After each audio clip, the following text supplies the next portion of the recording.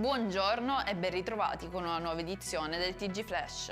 Giallo a Naro, dove sono state trovate morte due donne. La prima, Marta Russ, è stata rinvenuta carbonizzata in un'abitazione. La seconda, Delia Zarniscu, è stata trovata in una pozza di sangue.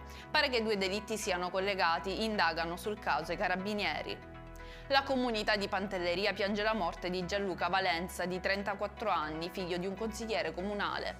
Il giovane era conosciuto a Pantelleria per la sua attività da DJ. Il sindaco e l'amministrazione comunale hanno espresso profondo dolore e le più sentite condoglianze.